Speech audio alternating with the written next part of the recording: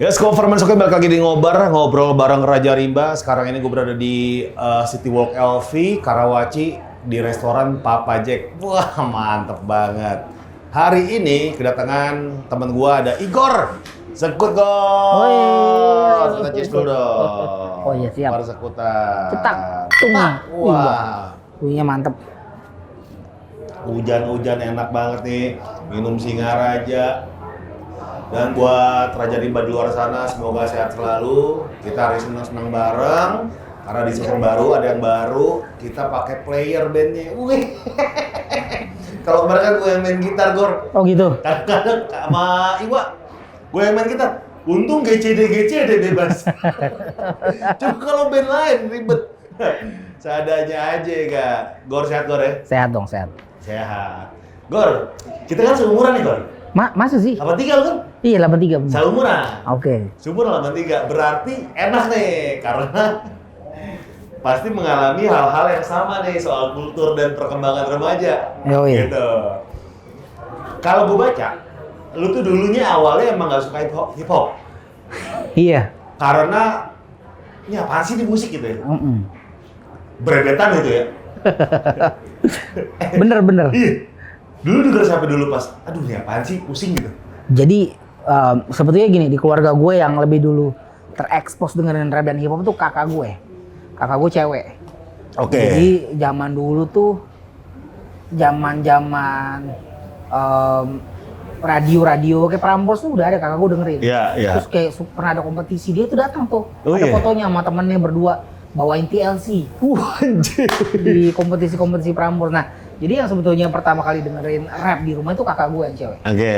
Kakak gue dua-duanya cewek, ini Iya. kakak gue yang kedua yang lebih muda. Iya. Nah disitulah bisa dibilang gue terekspos kayak, oh ini lagu rap gitu. Iya. Tapi waktu gue dengerin, dia kan lebih tua dari gue. Iya. Gue SD, dia hitungannya SMP lah. Jadi dia udah lebih ngerti bahasa Inggris.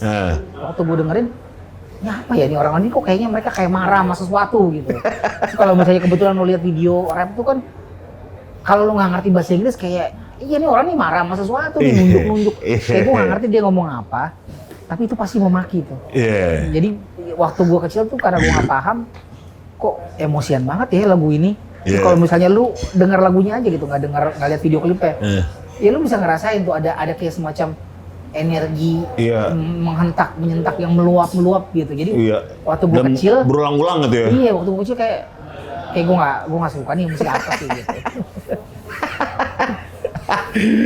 Terus akhirnya ketika lu suka, pas part pertama kali enak juga nih. Itu kapan, Gur?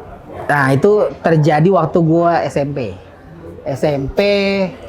kelas 2 apa kelas 3. Ada satu temen gue ke sekolah, dia bawa kaset.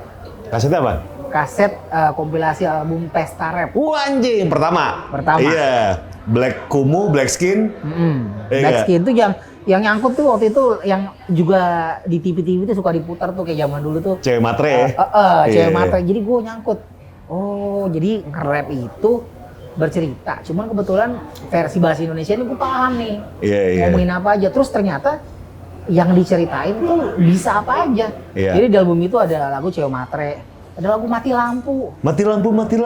Yoi, ada lagu Bosan. Black. Iya, di rumah lagi sendirian. Jadi waktu gue kecil tuh ada itu dia. Itu juga waktu gue kecil dia ngomong apa ya? Walaupun bindeng. Ternyata dia lagi boker. Iya. Dia lagu boker. Ucok. Jadi yang gue tangkep, oh ternyata nge-rap itu lo bercerita. Tapi cara lo menceritakannya bukan dengan nyanyi, deskriptif, tapi belakangnya kayak pantun. Itu namanya rima. Iya. Oke. Album Pesta Rap sih emang anjing banget tuh, kayak Black Skin muncul, Black Kumu apa segala macam, Cewek Matre muncul, si Abe Remon gitu kan, kayak baju gombrong, nyanyi kayak selengean tapi cepet gitu ya. Iya. Kayak anjing keren nih. Ini asik nih. Dan aku paham gitu.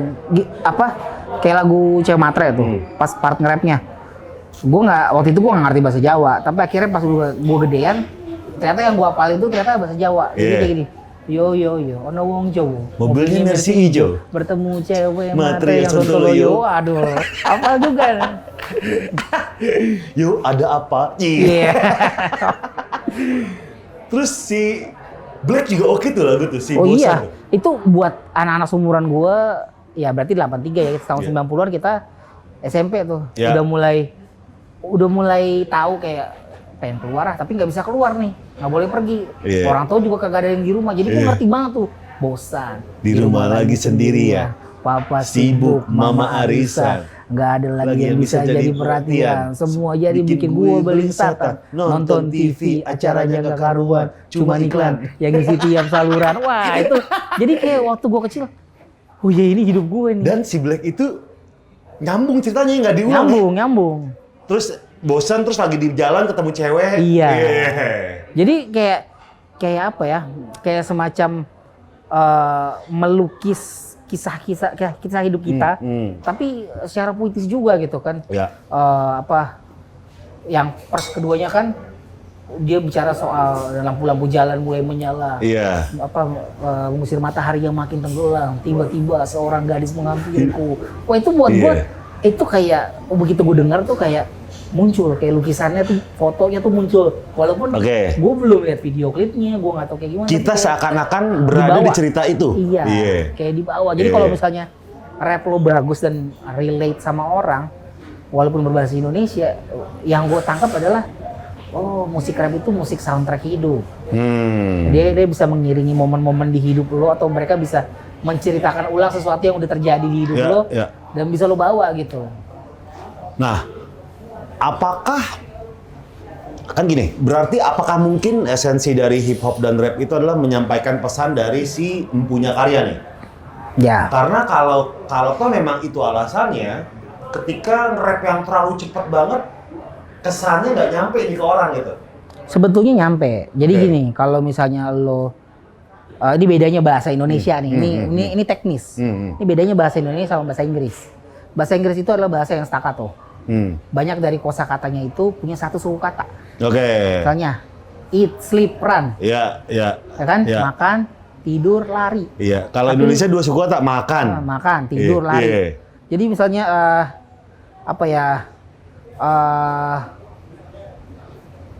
grab the gun of your face, grab the gun of your face. 6 suku kata, tapi semuanya masing-masing satu kata. Iya. Gampang gitu untuk lo ceritain. Jadi kalau misalnya lo pengen nge-rap yang lebih rapat lagi, lebih gampang sebetulnya bahasa Inggris.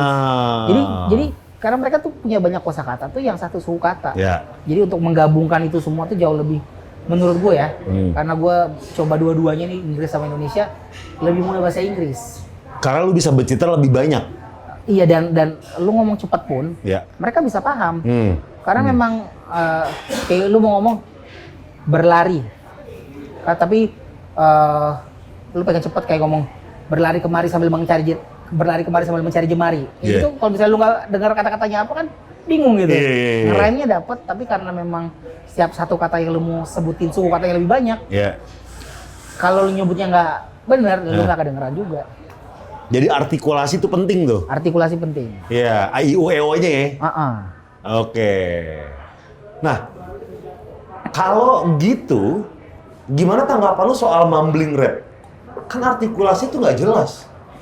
Kayak orang habis bangun tidur gitu kan.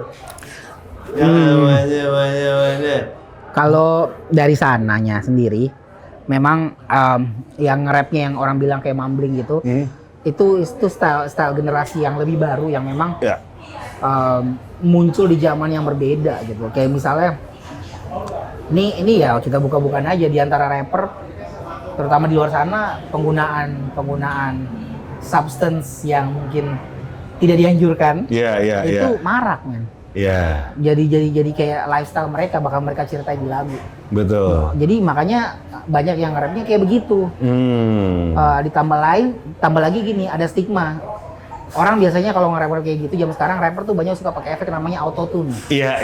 Itu bikin orang kelihatannya kayak gini, lu tuh udah nggak bertalenta, nge-rap lu selengean, ngomongnya kagak jelas terus pakai autotune. Makanya jadi stigma bahwa kalau lu pakai autotune, lu nge-rapnya kayak gitu, lu nge-rap mumbling. Kalau menurut gue, kembali ke orangnya masing-masing. Lu mau dengerin lagu rap yang mumbling, kalau memang fine-fine aja mengisi hidup lo, kenapa gue mesti ribet? Oke. Gue nggak bisa bilang bahwa ini rap dan itu bukan rap, ini hip hop dan itu bukan hip hop. Karena itu mumbling merusak kaidah rap itu bukan ya? Kalau berarti ya? menurut gue itu cuma akan merusak kalau lu memutuskan bahwa itu merusak. Tapi kalau lu memutuskan bahwa ya daripada gua di sini cuma untuk ngejelekin orang yang berkarya dengan stylenya, carilah yang lu suka. Ya. Jangan buang waktu untuk cuma sekedar ngomentarin orangnya doang gitu. Tapi bagi lu sebagai musisi hip hop nih melihat mumbling gimana? Sekarang dari lu pribadi ya? mumbling itu abu-abu banget definisinya. Yeah. Lu mumbling sesuatu yang kalau bahasa Indonesia kerennya meracau. Ya, meracau. Nggak apa kayak kurang jelas ngomongnya apa.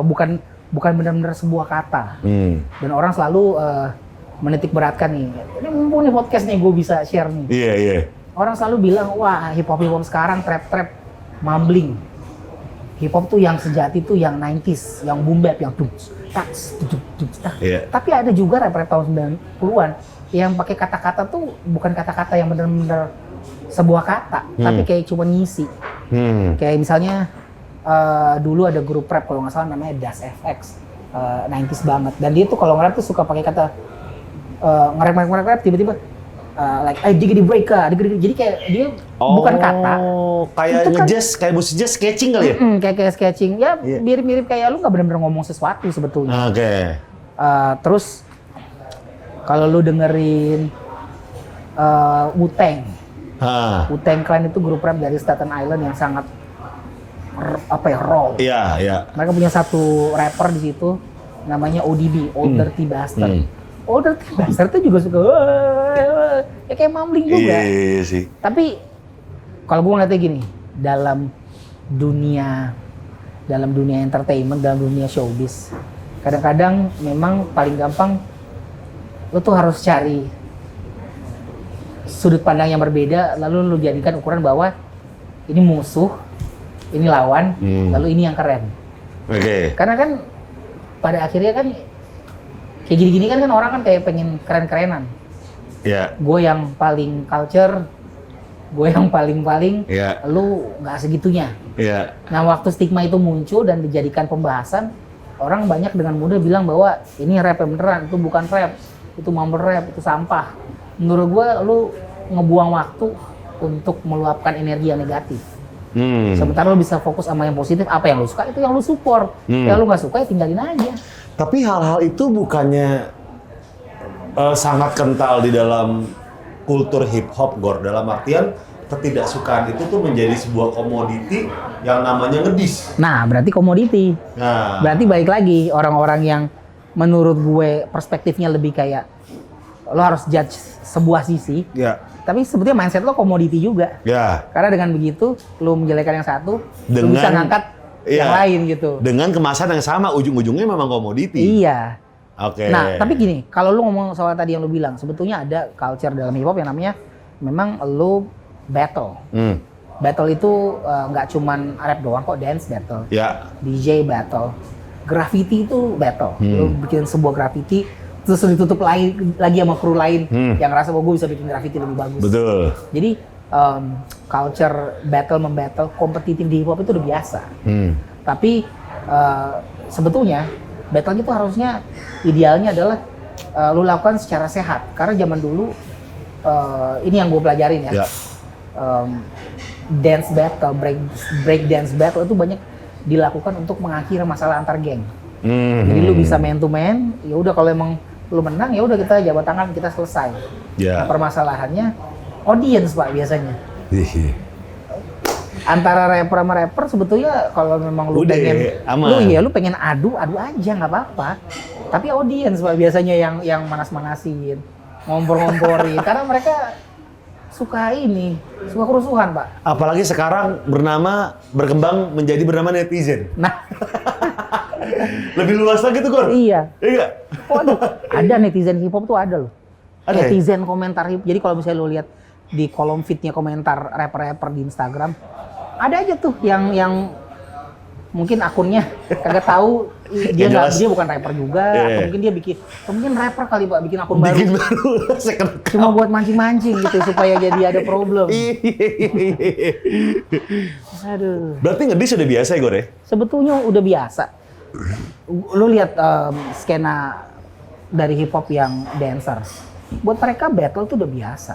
Dalam gerakan dance, lu bisa nyela orang, lu biting, lu apa, itu udah biasa, lu keluarin lah gaya-gaya. Tapi begitu dance selesai dan ada yang menang, udah. Besok ketemu baik-baik lagi. Cuman kayaknya ya, kalau gue ngeliat psikologinya beda antara dancer sama rapper. Rapper tuh kayak lo adalah seorang ikon, lo adalah seseorang yang luar biasa, lo adalah seseorang yang keren. Jadi kalau misalnya sudah tercoreng sedikit, lo nggak terima. Reputasi, kredibilitas dipertaruhkan. Biasanya yang bisikin itu yang ribet. Nah, jangan terima, gila lu. Masa lu mau diginiin? Padahal nggak sedikit antara dua-dua rapper yang saling berseteru mungkin panjang lebar. Dua-duanya juga masih kontek-kontekan. Masih bukan cuma kontek-kontekan, dua-duanya juga dalam posisi yang sebetulnya lu juga belum berpijak banget gitu. Mau jalanin ini. Oke. Jadinya lu ngebuang energi lu untuk membenci orang yang mungkin kalau lu kenal lebih deket mungkin nggak seperti itu persepsinya. Iya sih, bener juga ya. Tapi balik lagi ngomongin mumbling, ini masih penasaran gue. Lu tuh Island Boy nggak sih? Tahu gua. Dia kan punya lagu Island Boy gitu Island Boy aja. Iya. Gue pernah lihat sampai Kevin Hart sama Snoop Dogg ngomentarin tuh. Itu kocak lah komentar mereka gitu. Kayak si Snoop Dogg kayak merasa, ini apaan sih gitu. Dalam melihat kayak gitu-gitu, fenomena kayak gitu gimana, Gon? Dia kayak tiba-tiba muncul nih, viral muncul dan mengklaim dirinya adalah musisi hip hop. Iya. Buat gua nggak apa-apa, setiap orang kan boleh ngeklaim. Iya. Tapi definisi setelah lo ngeklaim akan jauh lebih manis kalau itu berbuah jadi sustainability. Kalau lo cuma ngeklaim di situ ya nggak apa-apa, silakan. Ya, semua orang berhak. Semua orang berhak. Dan buat gue nggak usah dibawa baper gitu. Kayak misalnya gini, ada ini yang suka komentar kayak, wah ini merusak hip hop. Gimana caranya lu bisa merusak hip hop?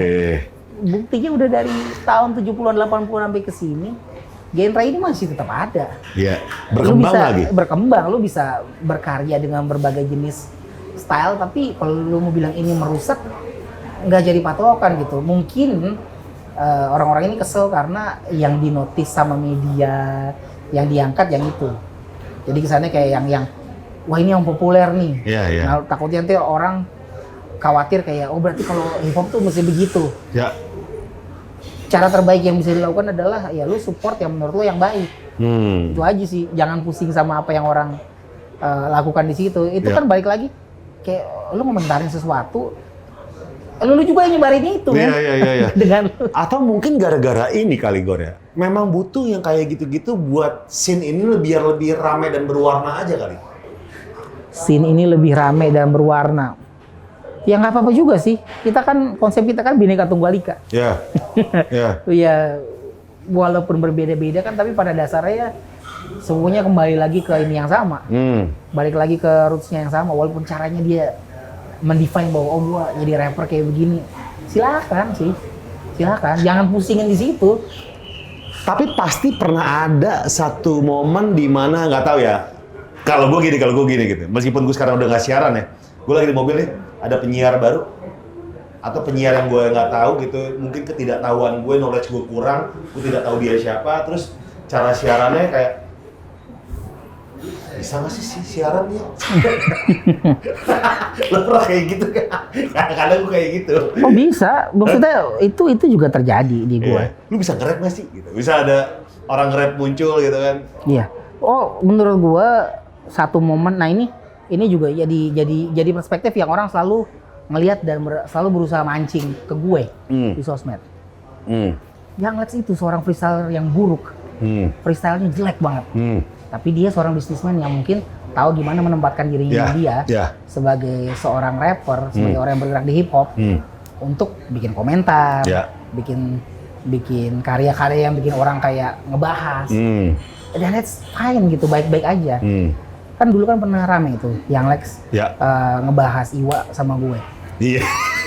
Dan orang langsung berpikir dalam perspektif itu bahwa apapun yang gue bikin, yang mau nunjukin kayak gue suka hip hop dan menurut gue bikin edukasi atau mengemas hip hop yang menurut gue Catchy.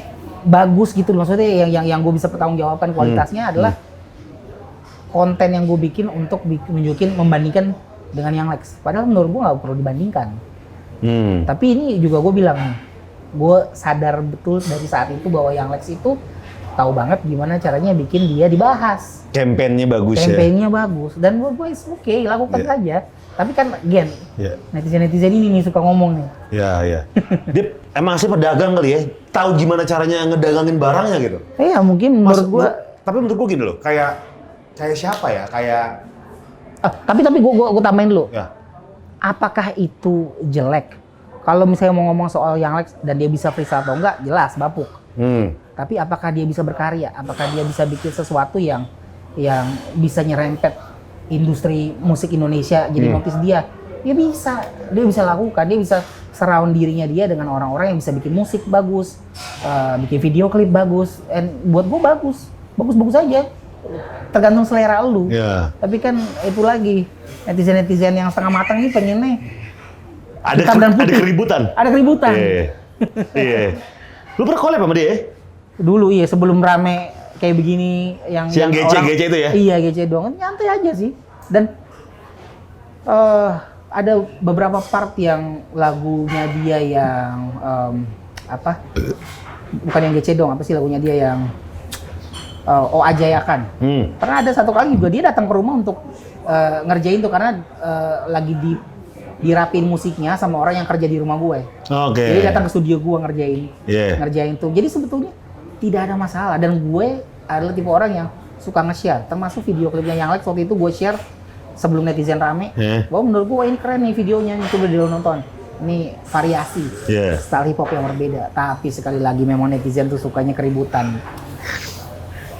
Ketika ada kerusuhan yang melibatkan nama Iwa dan lu, reaksi lu ke yang Lex gimana? Gue message dia. Dia bilang, gue tahu apa yang lo lakukan sih. Dan gue tahu Star Wars itu nggak seru kalau nggak ada Darth Vader. Dipakai sama dia waktu itu di interview sama apa gitu, kata-kata gue ada TV apa gitu waktu itu. Oh tahu gue. Dia. Ini apa gosip ya? Iya, lu tahu ya? Tahu. Star Wars nggak seru kalau nggak ada Darth Vader. Itu gue yang bilang. Oh. Anjir.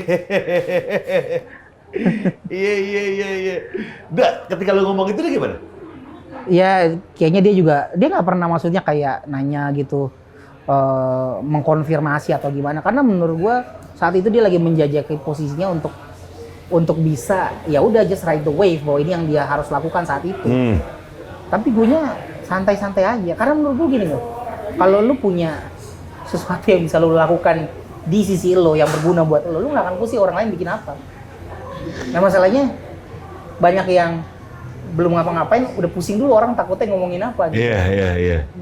Yang gue lakukan bertahun-tahun ini adalah sustainability gue bangun diri gue, nggak pusingin orang lain bikin apa. Gitu. Oke.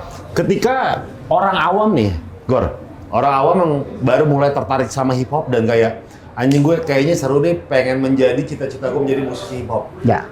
Yang di visual dia, yang di penglihatan dia, yang membuat dia tertarik untuk melihat adalah orang-orang yang punya punya campaign yang tadi itu tuh, yang pengennya rusuh doang, gitu kan, nggak nongolin musiknya, tapi sensasinya, gitu kan. Pada akhirnya dia kayak, wah ini nih hip hop, perlu ada yang kayak gini-gini nih, banyak yang ngikutin tuh. Nah, ada ketakutan tersendiri nggak sih dari diri lu sebagai musisi hip hop nantinya nih semakin begini nih gelombang-gelombang nih nggak karuan nih kultur hip hop ini? Enggak sih. Karena menurut gua akan selalu ada orang yang jujur, mau berkarya dan mau memoles dirinya supaya dia presentable gitu di komunitas, dan selalu ada orang-orang kayak gitu dari tahun ke tahun.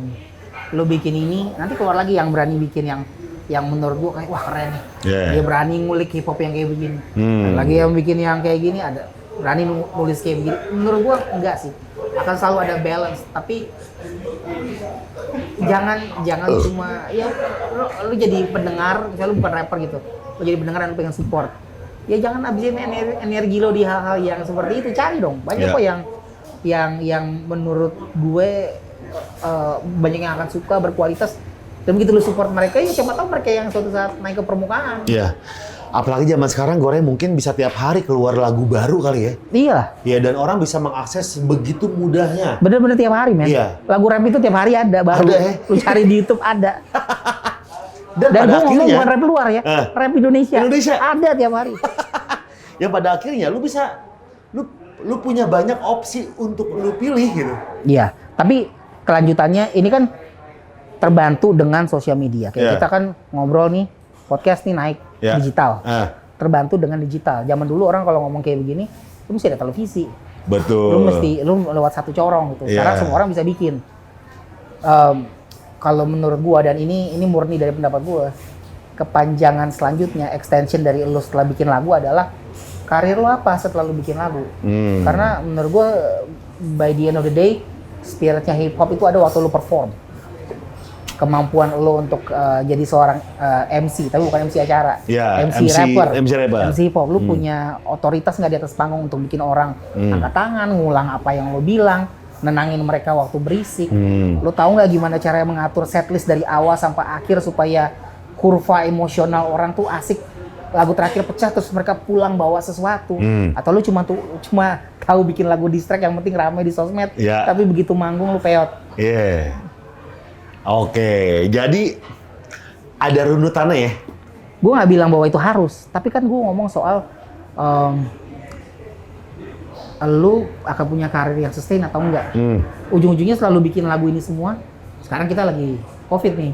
Tapi nanti kalau udah selesai, offer lagi ada. Ini offer udah mulai masuk nih. Asli. Bener. Iya sih, maksud gue menarik banget ya di industri hip hop Indonesia ini, apalagi banyak orang yang kayak gini Gor.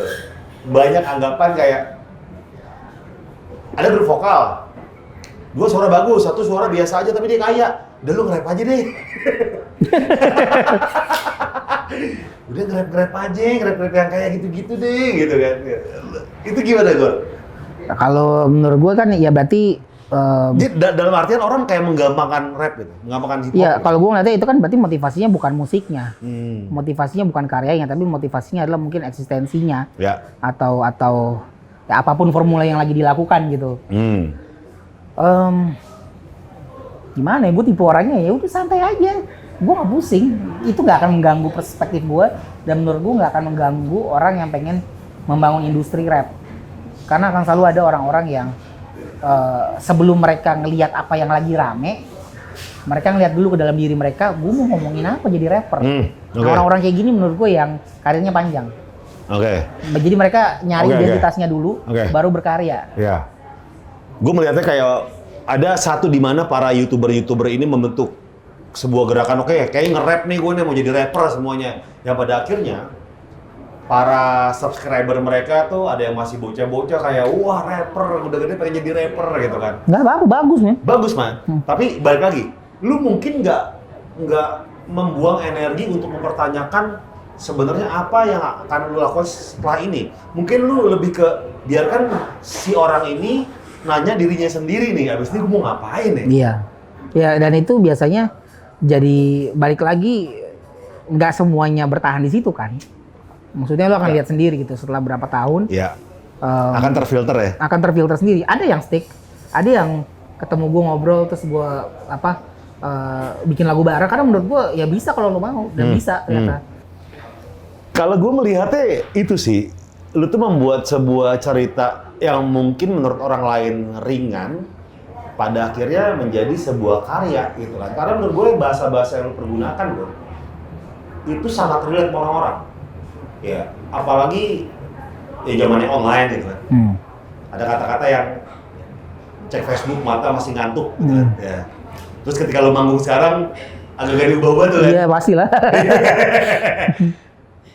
Apakah itu yang mendasari lo kayak gue harus relate nih sama orang di karya-karya gue? Karena gue temunya dengerin pesta rap.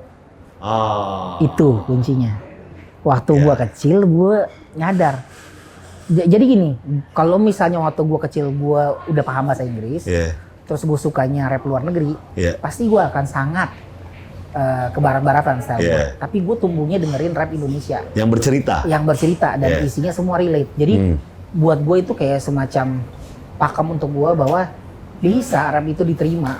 Untuk gue yang bahasa Inggrisnya acak-adut waktu SMP, bisa dengerin lagu rap Indonesia dan paham artinya. Ternyata mereka bercerita sesuatu yang ada di kehidupan mereka yang nyata. Iya. Gitu, Kayak enteng gitu ya nyeritain kayak si Black gitu kan. Kayak Ucok nyeritain pengen boker gitu kan. Jadi lagu gitu. Iya. Enteng gitu ya. Enteng karena lu nggak menceritakan sesuatu yang nggak lu hidupin. Iya, iya. Nggak lu nge-rap gitu. Tiba-tiba lu tahu style yang keren dari luar kayak gimana dan lu mau ikutin kayak wah gua bawa pistol gua nembakin orang. Ya iya kali gitu. Sesuai sama lu nggak? Sesuai sama lu nggak itu Iya. lu atau bukan? Kalau misalnya bukan, nah ya boleh-boleh aja sih lu berkarya. Cuman kan lama-lama kan akan kelihatan dan ingat loh karya itu suatu saat orang akan fact check dengan apa yang pernah lu bilang di karya. Nggak akan selewat segitu aja. Jadi kalau misalnya lu bikin lagu, wah lu macam-macam sensasi, ya udah 10 50 tahun, 50 tahun, 10 tahun, 15 tahun lagi orang akan fact check apa yang lu bilang dulu. Jejak digital. Itu bener-bener lu atau enggak? Atau Yeah, saat itu kayak yeah. cuman fase aja gitu. Kalau memang lu memang bikin karya sensasional, ya udah asal lu akuin nantinya ya udah. Yeah. Oh, tapi kalau misalnya lu kayak wah enggak itu gue memang dulu begitu. Yeah. Ya kita cobalah kita lihat. Iya sih. Pada akhirnya itu semua akan dipertanggungjawabkan ya. Iya. Secara moral ke orang-orang ya. Tapi emang sih cuy. Gue tuh selalu merasa kebahagiaan itu tuh nggak usah jauh-jauh karena yang terdekat kita yang kita anggap biasa aja bisa jadi itu menjadi kebahagiaan kita gitu. Iyalah. Ya. Kayak sesimpel gue ngelihat apa ya? Gue pernah bilang ini sih dari pagi siaran itu dari rumah gue ke kantor tidak pernah ketemu satu lampu merah pun itu gue girang banget gitu. Jadi kayak anjing bahagia ini sederhana banget gitu. Mungkin itu yang dimaksud sama lu dalam karya-karya lu. Inspirasi dari lingkungan yang paling dekat pun bisa jadi sesuatu. Ya. Lagi ada juga orang-orang yang gue kenal gitu lama berkarir jadi rapper. Akhirnya mereka memutuskan nggak dilanjutin karena mereka selalu nunggu untuk big things datang. Baru mereka senang. Wangsit datang wangsit gitu ya? Bukan wangsit, big things. Kayak apa? Big break. Oh. Kesempatan. Ya, entah ya. itu produk, brand, atau popularitas. Kalau lo ngabisin waktu lo selalu nungguin big things datang baru lo bikin perjalanan lo berarti, lo nggak akan bisa nikmatin. Tapi small things yang lo bisa nikmatin waktu lo rekaman, bagus, take vokal, one take beres. Lo bikin lagu yang nonton sedikit, tapi ada komentar orang-orang, gue dengerin lagu lo, gue bisa lulus kuliah, gue dengerin lagu lo, gue berani nembak orang. Ada ceritanya gitu ya? Lo kumpulin all the small things, nggak perlu nunggu big things, itu udah jadi big things dalam hidup lo. Wah, Dan penting. itu udah mewarnai hidup lo, daripada penting. lo nunggu, lo mesti populer dulu. Penting. boleh. Contohnya gue bilang relate sama orang-orang atau mungkin kayak bagi kita kelihatan simpel ya, tapi kayak entah kenapa ini menurut gue klip yang sedihnya ada, kerennya ada adalah ketika lu nge-rap sama anak lu, bro. Oh iya. Iya. Itu kayak di meja doang, satu kamera, ya gak? Lu cuma tanya jawab sama anak lu gitu. Dengan musik yang nggak ngebeat banget, tapi bisa bikin harunya ada gitu. Iya. Itu gimana kalau bikin proses bikin itu tuh gimana, bro? Anak gue juga, dia waktu dia kecil tuh dia juga suka dikit-dikit dengerin gue nge-rap. Beberapa kali nyoba bikin lagu, gue produce gitu. Iya. Sampai di satu momen dimana kita tuh sama-sama suka satu Broadway show. Gue udah nonton ke Amrik, dia belum. Tapi dia tahu karena dia bisa nonton videonya di sini. Iya. Nama Broadway show-nya itu Hamilton. Hamilton itu bercerita tentang salah satu US Treasury pertama Amerika. Kisahnya dia lah. Tapi diceritain dalam bentuk hip hop. Oke. Makanya anak gue suka tuh kayak dialog tapi nge-rap karena itu bagian dari musical kan. Oke. Terus gue bilang sama anak gue, kita bikin apa ya? Kita bikin udah kegiatan kita aja lah. Emang pagi kita biasanya ngapain ya? Pagi bangun, tiba-tiba dia ada PR yang belum dibikin. Jadi kita mesti kerjain.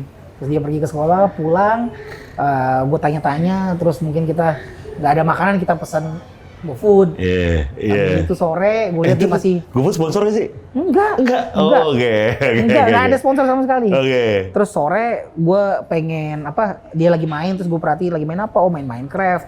Itu memang sesuatu hal yang natural, memang dalam sehari ada kayak begitu kejadian. Belajar Udah. Windows tapi makainya Apple.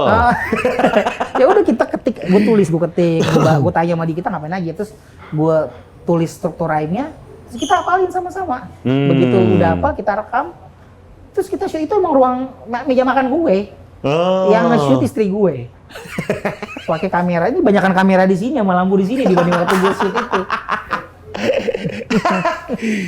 Nah itu mungkin yang menurut lo tadi ya, kayak ya ini bisa jadi cerita apapun itu gitu. It's the small things yang gue nikmatin.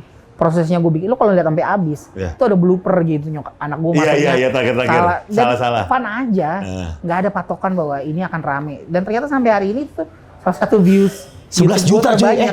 Iya, pokoknya di atas 10 juta lah. Iya. Anjing. Itu juga gue masukin logo, GoFood nggak ada sponsor, itu bikin aja di rumah. Tapi sesuatu yang effortless yang kita benar-benar dari hati, bonusnya kadang-kadang banyak ya. Bonusnya banyak. Dari situ gue rasa orang juga makin. Sebenarnya bukan dari situ sih, dari zaman dulu online dan telco provider IM3 orang udah ngeliat peluang dari lagu rap dan iklan tuh apa.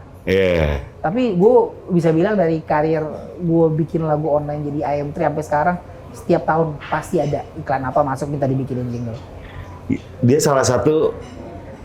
mungkin satu-satunya musisi rap yang banyak banget brandingannya cuy. Bener nggak? Tapi gue nggak nyari, maksud gue itu datang request, mereka hubungin manajer gue. Ada yang battle. Iya itu Line Today waktu itu. Iya Line Today. Kopi, ada 2 kopi nih dalam 2 tahun berturut-turut. Kopi ada. Ayam goreng. Iya. Okben fried chicken. Anjing kayak semuanya enggak itu tunggu deh. Lu ada format khusus gak buat dagang? Kalau Yonglek kan lu tahu dia dagangnya bisa nih. Gue nggak pernah dagang, gue bikin lagu aja. Mereka yang datang gitu? Iya. Itulah yang disebut tadi bonusnya banyak. Iya, gue nggak. Lu mau nggak? Enggak, mereka yang hubungin. Ya. Ini kita lagi ngomong nih, udah ada lagi yang minta nih. Iya. Enggak, maksudnya beneran manajer gue udah ngasih tahu, ada yang nanya. Tapi maksud gue tidak menyodorkan. Iya. Gue cuma deliver. Dan biasanya kadang-kadang nih, ini inside secret untuk orang-orang yang kayak gimana sih caranya bisa jadi lagu lu atau lu bikin lagu buat iklan. Keputusannya balik lagi ke agency. Agency yang biasanya punya kayak semacam konsep, ngobrol sama brand, lalu mereka akan nentuin ya udah pakai yang inilah. Ya, siapa talentnya ya? Satu hal yang selalu gua akan bilang, dan ini gua bangun dari dulu. Begitu deal sama manajer gua, lu kasih tahu keywordnya apa, gua kerjain. Sehari 2 hari gue udah kasih demo balik ke lo. Meringankan kerja agensi juga. Iya. Jadi orang tahu, lu kerja sama gue, begitu udah deal sama manajer gue, nggak akan lama. Lu perlu apa? Musik. Gue bikin nih. Dan gue juga nggak perlu lama nyari orang lain untuk bikin musik, karena gue bisa kerjain musik sendiri. Dan brand agency itu paling seneng sama talent yang fast respon. Jangan WhatsApp pagi dibalasnya besok. Betul nggak? Iya. Betul nggak? Iya. Jadi itulah. Jadi maksudnya, oke, lu nggak nyari, tiba-tiba lu bikin karya aja, brand berdatangan yang tadi ya bonusnya banyak nih. Iya. Tapi ketika bonus itu datang, ya jangan lu sepelein. Iya. Lu bakal pol-polan di situ. Iya. Dan lu lihat aja, buka aja Instagram gue, TikTok gue. Isinya tiap hari itu keisengan gue. Apa aja gue jadiin lagu, apa aja gue. Kolabu Rabu. Nah, kalau kolabu Rabu itu gue lagi menciptakan kesempatan buat orang-orang yang punya skill, tapi mungkin nggak ada yang notice. Akhirnya gue 2 tahun Pak gue pakai TikTok. Setelah 2 tahun gue baru ngerti, oh gini pakainya. Gitu. Dan kepake ternyata. Jadi TikTok itu platform yang kalau YouTube atau Instagram biasanya lihat gue, lihat apa yang gue bikin, atau paling nggak gini, kayak kita nih sekarang, lo jadi host, ngundang gue ngobrol, tapi satu arah. TikTok itu kelebihannya adalah dia bisa 2 arah dan lo bisa berkolaborasi. Orang bisa pakai audionya doang, pakai gambarnya juga. Nah akhirnya gue ciptakan konten yang rutin gue bikin gue bikin musiknya, terus gue mulai nge-rap, tapi nge-rapnya tuh gue kasih kayak sedikit guidelines, nanti lu pakai kata-kata ini ya, gue challenge orang, dan responsnya langsung banyak. Setelah 5 episode, gue langsung kerja sama bareng sama TikTok, bikin satu challenge, yang menang collab sama gue, kita bikin lagu rilis beneran. Tapi mulainya kan bukan dengan strategi formula bahwa gue akan bikin ini untuk itu. Gue bikin ini karena memang bonusnya Pak. Dari semua proyekan yang paling pecah dari segi nilai itu maksudnya angka. Angka paling pecah nih, bonus tadi ada satu proyek anjing angka segini gila gitu. Gue nggak usah bilang produknya apa ya. Tapi ada satu brand yang bukan brand yang ngiklan di TV, bayar gue bahwa gue nggak usah pusing manggung 2 tahun selama pandemi. Yang mana lo cuy? Iya, gue bahkan nggak perlu pegang produknya. Gue nggak perlu pakai produknya. Nggak usah kita bahas sih, pokoknya gue nggak perlu pakai produknya. Dia cuma minjem muka gue untuk ada di billboard bareng sama produknya. Itu di awal pandemi. Abis itu gue nggak pusing sama manggung. Bangsat, cuma minta muka. Gue juga nggak ngerti. Juga nggak ngerti kenapa bisa begitu, tapi ya udah jalan aja. 2 tahun aman deh manggung. Habis itu masih adain lagi, masih ada kerjaan lagi. Cuman maksudnya dari situ gue udah nggak pusing untuk ngelewatin. Anjing, gila. Oke banget tuh berarti. Oke banget. Gue nggak pusing manggung habis itu. Lu nggak bikin lagu tuh? Bikin lagu, cuma maksudnya gue nggak pusing. Enggak, maksudnya nggak di produk itu lu nggak bikin lagu? Enggak. Paling cuma muka lu doang? Muka, motretan berapa kali datang ke kotanya. Iya. Kotanya, base campnya produk itu gitu. Surabaya ya? Bukan. Oh, bukan. Nebak-nebak. Nebak-nebak. Semarang ya? Bukan. Oh, bukan rokok. Oh, bukan. Bukan rokok. Oh, bukan. Brand apaan cuy? Apa makanan gitu deh. Persempit tapi nggak sempit-sempit amat. Misalnya makanan. Ntar aja di luar ini offline. Gue cari tahu dia pernah nongol di billboard mana aja nih gitu kan. Oke. Kalau ketemu nih buat ngajarin Mbak, berarti ternyata ini iklannya gitu. udah kagak ada. Jadi billboardnya di beberapa kota waktu itu. Bukan di Jakarta tapi billboardnya. Gue juga nggak ngerti gitu, udah bisa begitu.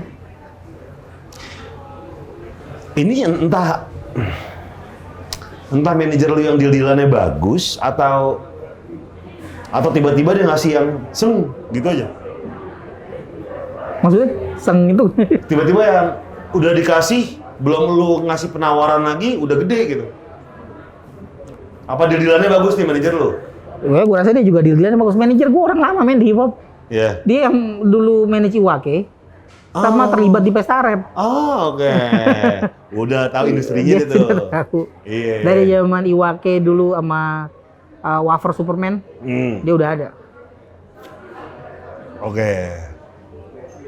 Gokil. Tapi apa yang membedakan lu sama musisi hip hop lain? Kenapa mereka tidak iklannya sebanyak lu?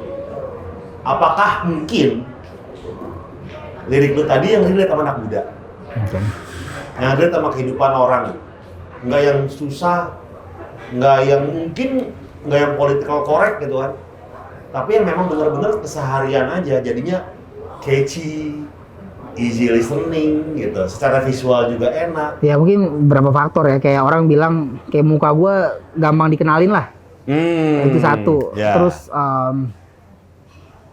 kalau bahasa orang branding ya, brandnya lurus-lurus aja. Gue nggak pernah maksudnya bikin apa-apa gitu yang menurut gue nggak perlu gue lakukan. Atau mungkin word of mouth juga gue rasa penting sih. Waktu lu ngerjain sesuatu dan delivery lu bagus, dan gak ribet, dan nggak kayak misalnya lu perlu musik, gue juga nggak perlu nunggu sebulan, seminggu, 2 minggu untuk ini. Ya udah lu minta gue kerjain apa, gue bikin musiknya. Habis itu selama udah deal akan cepat gue submit demonya gitu. Tapi menurut gue alasan yang paling kuat adalah nggak ada musisi hip hop yang karakternya sekuat lu. Dalam artian gini, gue melihatnya di Calontong sama iklan minuman bersoda. Dia cuma suara doang, VO. Nggak nongolin muka, tapi kita tahu itu Calontong. Sekuat itu karakternya. Sama gini, gue orangnya suka melengkapi apa ya? Kalau lu main game petualangan gitu, makin lengkap senjata lu, makin lengkap apa ya? Armor skin. Ya itu yang gue suka lengkapin. Jadi kayak gue tuh denger tiap tahun ganti musik hip hop tuh aja, style musik itu berbeda dari tahun ke tahun. Sampai sekarang pun tiap kali ada yang baru pasti gue kulik. Gimana ya caranya gue bisa bikin musik yang kayak gitu?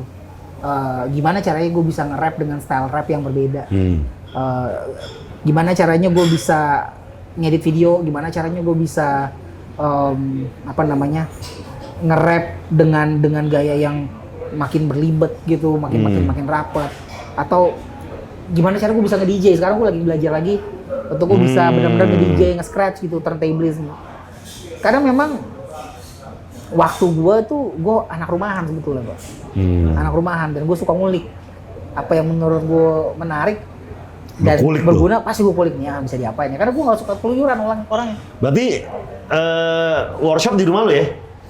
Bikin lagu di studio gitu? Iya, paling gue duduk ngotak-ngatik musik, rekaman, jadi lagu. Yang bikin lagu siapa? Lu? Iya. Bikin sampling lu? Iya. Anjir. Gue kira tuh ada ininya. Kalau misalnya dalam basicnya iya di gua, tapi gua ada teman gua yang memang dari SMA. Biasanya kalau misalnya gua udah bikin nih roughnya. Nanti kalau misalnya untuk finishing, dia tambahin gitu ini, gua bisa kasih ke orang. Tapi sebagai lu buka Instagram gua, apapun yang gua bikin, beat apa itu semua gua yang bikin di sini. Gua bikin dan gue bisa bikin langsung dan kepake, dan respon yang gue sangat senang dan buat gue kayak mengharukan buat gue adalah ternyata banyak yang punya talent bisa nge-rap di daerah, di pelosok, kita ngomong kota-kota kecil di ujung Indonesia Timur, yang mereka mau bikin demo aja susah, tapi dengan gue bikin konten itu mereka bisa nge-rap di atas musik yang menurut mereka udah asik gitu. Dan kalau misalnya mereka emang nge-rapnya bagus, walaupun followersnya mereka nggak banyak, tiba-tiba mereka nge-grab views lebih banyak daripada video aslinya gue. Karena TikTok itu bukan soal lu followersnya banyak, tapi seberapa banyak orang engage dengan video yang lu upload.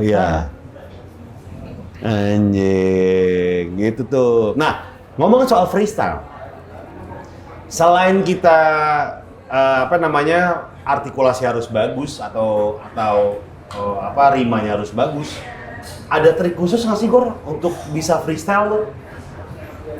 Apa yang katanya lu harus jago pantun dulu nih, nggak juga Gor? Nggak juga, kalau pantun kan sebenarnya lebih kayak gini, berpikir dalam rima. Karena kalau kita ngomong pantun kayak udah ada bentukannya. Pantun itu kan kayak lebih puitis, lebih kata-kata yang bijak atau kata-kata yang lucu. Tapi kalau freestyle itu anything, jadi kayak mindset lu ngeliat segala sesuatu udah terbiasa untuk cari objek ini atau kata ini rimanya apa. Gue pernah ngomong sama Bang Komeng ya, Bang, lu kok kalau ngelawak cepet banget sih? Kata dia, gue catet Par. Jadi ketika ada kepikiran ada kata yang lucu, sama dia dicatat nih. Iya. Dicatat. Misalnya kayak ada orang pendek, dia ujungnya udah dicatat duluan tuh. Jadi ketika ada yang dadakan datang udah siap. Iya. Dengan lawakan yang dadakan itu. Kurang lebih sama. Salah satu kunci untuk lo bisa freestyle adalah lo mesti banyak nulis lirik. Jadi memang udah biasa ini. Dan perbanyak kosakata ya? Handphone. Iya, dan itu cuma bisa muncul kalau misalnya lo nulis lirik. Lo nggak mungkin bisa nembak kalau kagak punya amunisi kan. Jadi itu munculnya juga dari kebiasaan lo untuk nulis lirik.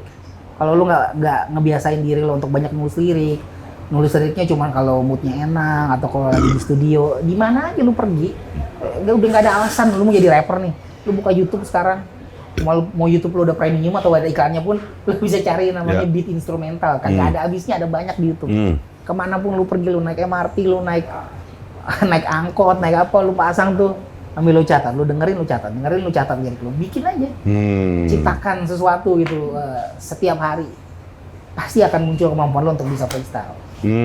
Mantep. Latihan tuh, latihan aja di rumah, di mana jadi tuh ya. Iya, di instrumental nggak, kalau misalnya Igor kan tadi bisa dibilang bisa bikin lagunya, bisa bikin beat. Udah ada yang jadinya tuh di YouTube tuh. Banyak men, banyak banget. Latihan, Iya. Beda hal lagi kalau dipakai buat karya tuh beda tuh, jangan. Ada izin-izin tertentu. Iya. Tapi kalau buat latihan, sekedar latihan nggak apa-apa Igor ya. Banyak banget, kepake banget. Duh, gila. Ini teknis banget nih bahasanya hari ini. Kalau kata orang penuh daging, Bu. Iya. Omongannya banyak dagingnya. Oke, jadi buat Raja Rimba nih kita pengen nanya-nanya ngasih pertanyaan. Teman-teman udah ngasih pertanyaan ya tadi ya? Udah ya? Dan Igor akan menjawab pertanyaan dari Raja Rimba.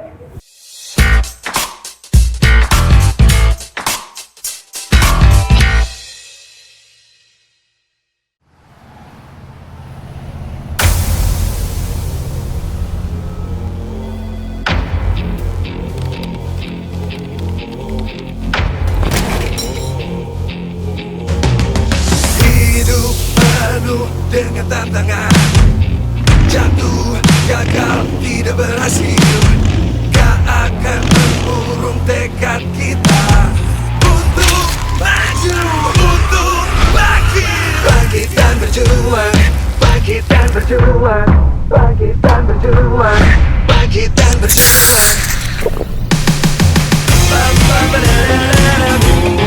Genggam erat ambisi detik ini jadi saksi.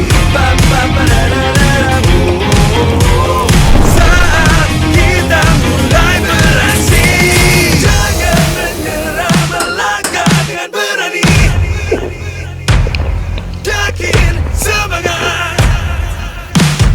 Semangat jalan hidupkan mimpimu. Bangkit dan berjuang, bangkit dan berjuang. Karena kita Raja Rimba, singa jamil. Bangkit dan berjuang, bangkit dan berjuang. Raja Rimba, singa jamil. Oke, dari Dian Martaj nih buat Bang Igor, ceritain dong di balik lagu Side Hustle. Wah. Cakep banget lagunya. Wah. Igor mania juga dong ini. Lagu Side Hustle itu lagu yang buat yang belum tahu itu kolaborasi antara gue, Iwake dan Ras Muhammad. Ya. Iwake dan Ras Muhammad itu sebenarnya Iwake juga ngerapnya itu kan sebetulnya kan ada nuansa-nuansa raga dan reggae-nya kayak lu denger lagu bebas gitu. Ya. Jadi gua rasa kayak waktu kita collab tuh emang udah kawinnya gampang lah. Sebetulnya musik yang dipakai di Side Hustle itu udah lama gue bikin dan udah lama Ras Muhammad tahu. Cuman dia sibuk, gue sibuk. Tiba-tiba pandemi. Banking aja udah tuh. Udah, gue tanya-tanya aja nih, kita bikin lagu apa ya gitu. Akhirnya gue coba dulu bikin demonya. Gue rekam dulu, gue bikin chorusnya, gue bikin verse gue kasih dengar Kang Iwa. Pas lagi main ke rumah gue kita rekaman, Ras Muhammad rekaman di Bali, dia kirim file ke gue, jadilah lagunya. Terus pas jadi momennya mau bikin video klip di mana? Itu lo kalau lihat video klipnya itu daerah rumah gue juga. Oh, di situ. Semangatnya cuman kayak gini. Di tengah pandemi, lu untuk survive, side hustle lu apa gitu. Iya. Kan I just wanna make money on the side, ya. Biar semua masalah selesai. Gak bakal tahu if I never try. Lu gak bakal tahu kalau apa yang penting halal, apa sih gue sampai lupa lirik gue sendiri. Karena gue udah ngeliat ada pertanyaan selanjutnya nih. Gue pikir aja udah ke pertanyaan selanjutnya nih. Tapi video klip lu yang paling terakhir True Color ya? True Color itu juga. Itu juga. Itu oke itu. Nggak tertebak tuh. Ada pesannya tuh ya. Ada pesannya ya. Pesannya kuat tuh di situ tuh.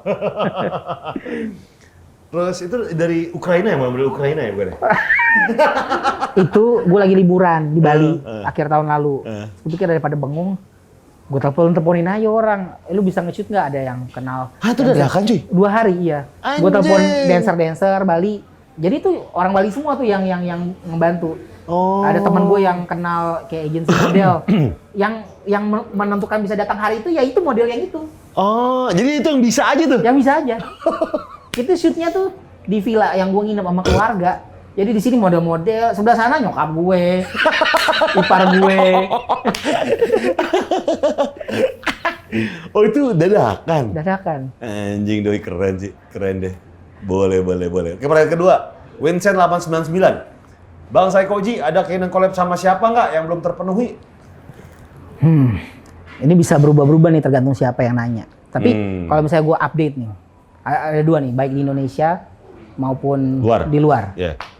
Kalau di luar negeri, orang biasanya kalau tanya lu rapper yang lu suka siapa, banyak yang bilang Eminem, Jay-Z, Kanye. Gue sangat pengen banget tuh bisa collab sama rapper namanya Nas. Nas itu dari Queens. Salah satu lagu dia yang sangat inspiratif menurut gue adalah judulnya I Can.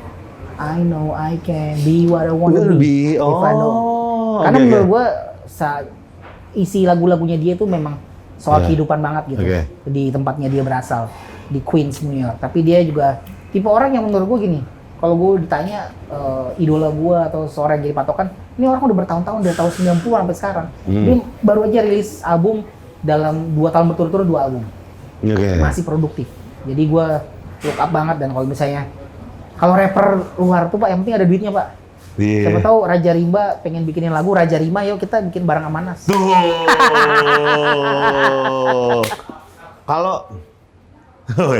Kalau Nas belum masih kejauhan, kita deket aja Nasar. Mati lampu ntar nyanyinya. Bukan mati lampu yang nge-rap, mati lampu Nasar. Dari Aina Pex, apakah... Oh ini lokal, sorry. Oh, lokal. Lokal macam-macam sih Pak. Tapi gue suka banget dengan ini.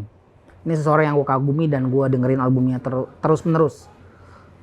Pertama kali gue denger lagunya dia, itu waktu istri gue lagi bantuin temennya bikin video untuk surprise gitu. Jadi istri gue temannya dancer, dia ngedance pakai lagunya penyanyi ini. Lagunya Tetaplah Bersamaku jadi teman. Tulus. Itu udah pertama kali gue lihat, kan gue yang editin tuh buat istri gue bantuin temennya. Terus gue dengerin berulang-ulang lagunya, kan gue ngedit video juga. Tuh nyangkut juga ya, akhirnya dia keluarin lagu judulnya Gajah. Wah keren. Ini kayak ngebahas soal lu waktu lu kecil. Orang ngatain lu gajah, tapi lu ubah sesuatu yang negatif jadi positif. Tuh kena banget, ada judul lagunya Manusia Kuat. Gue sih kalau bisa ditanya, gue belum pernah nanya sama Tulus, bro, bikin lagu bareng, karena gue nggak sedekat itu. Tapi diksinya dia menulis itu menurut gue dalam. Pilihan kata-katanya dia tuh keren banget, dan gue ngerasa kayak ini keren banget kalau suatu saat bisa. Tapi gue santai aja sih, kapan-kapan aja mungkin kalau lagi ketemu lagi bisa. Ngobrol sama Tulus, keren juga tuh. Tapi entah kenapa gue selalu membayangkan ya, Igor itu tuh kolaborasi sama band. Gue selalu membayangkan itu. Siapa? Sama band. Sama band. Karena menurut gue, gaya dia bernyanyi, jenis suaranya dia, kata-kata lu kan agak tajam nih. Maksudnya artikulasi lu tuh tajam. Jelas banget gitu kan.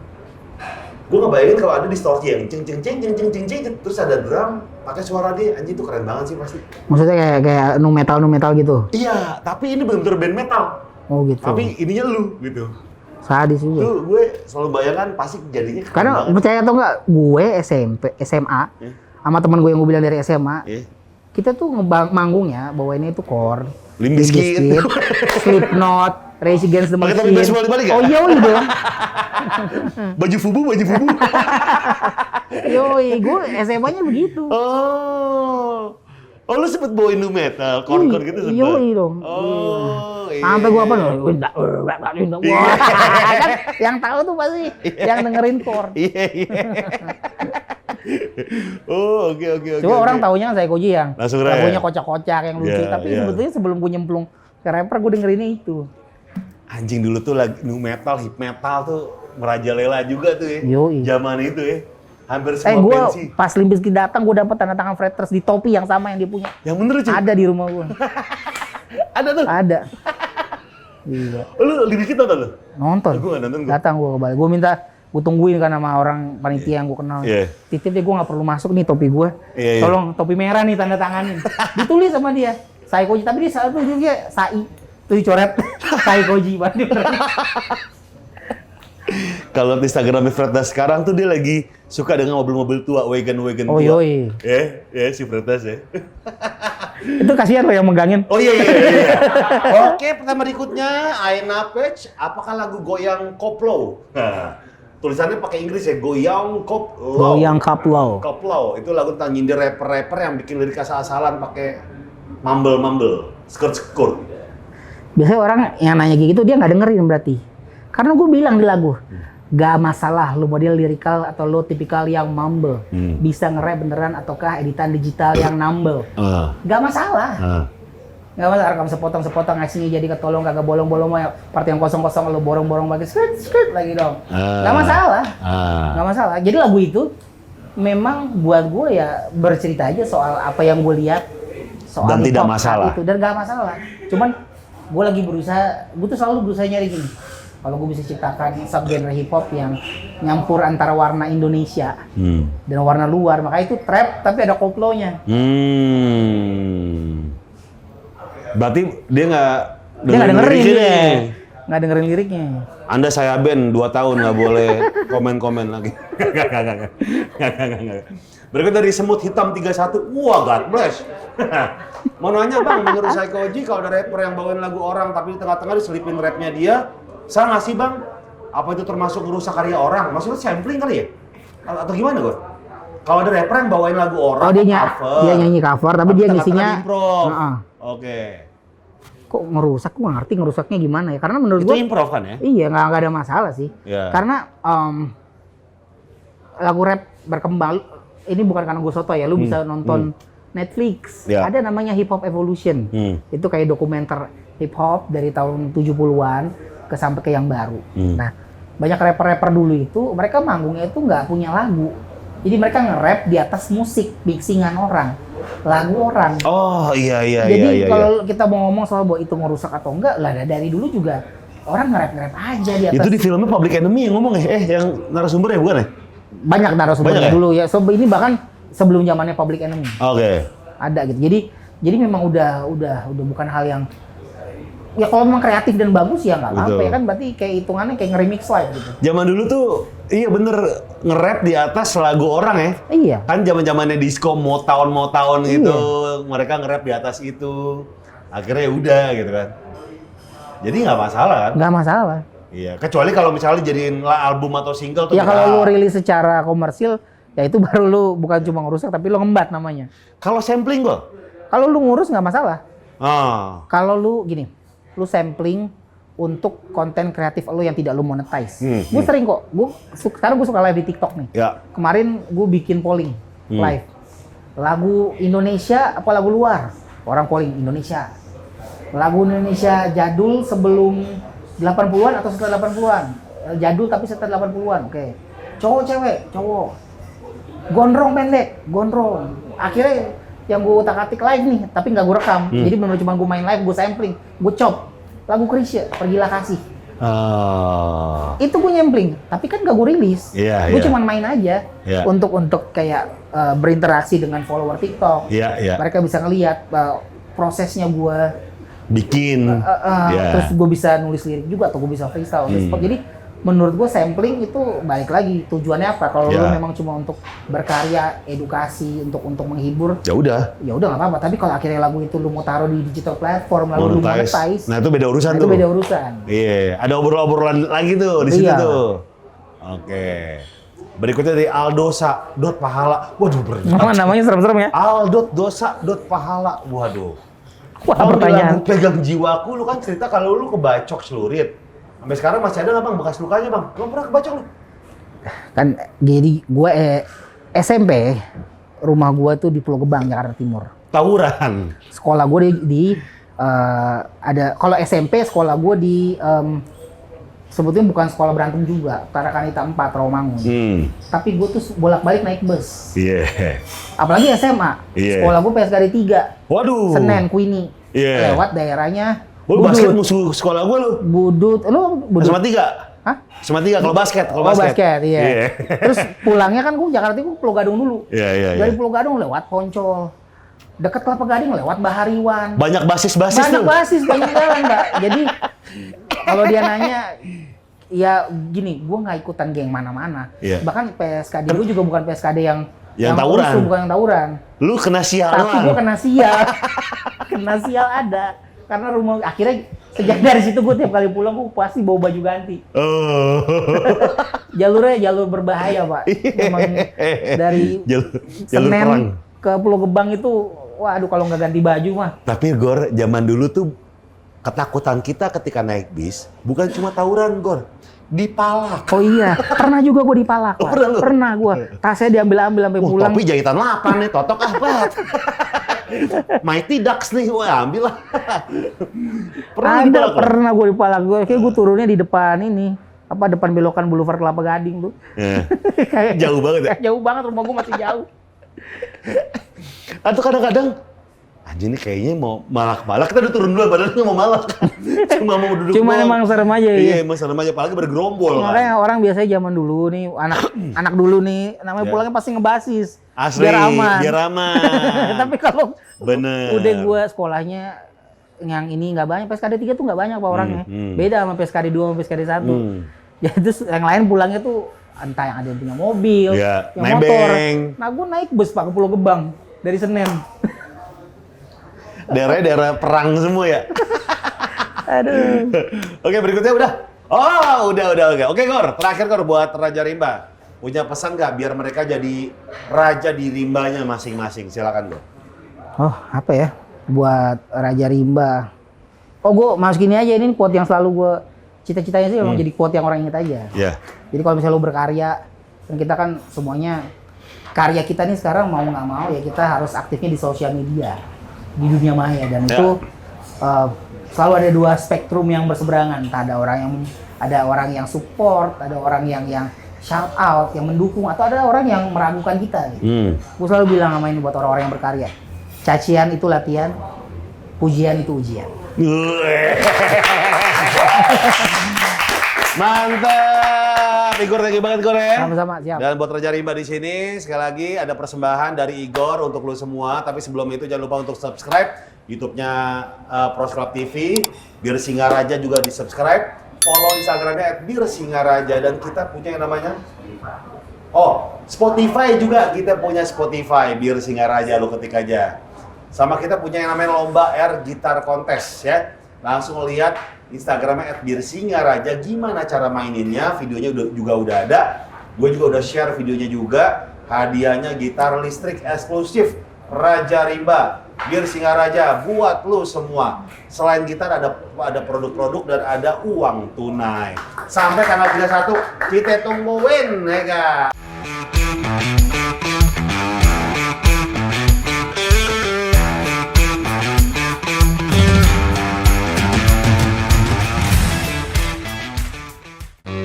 Iya, saya Goji, Gofar, mendadak band. Let's go. Gila nih lagu udah lama banget gak dibawain, tapi kita bawain sekarang. Let's go. Malam minggu kesepian dan sendirian, tapi ngaku sama teman punya pendirian. Ngakunya belum tertarik, punya pasangan, padahal di dalam hati terus berangan. Tampang bukanlah yang menjadi alasan, kadang gak jelek cukup pas-pasan, tapi gak pernah bisa punya pacar. Emang model kayak gini mesti banyak belajar.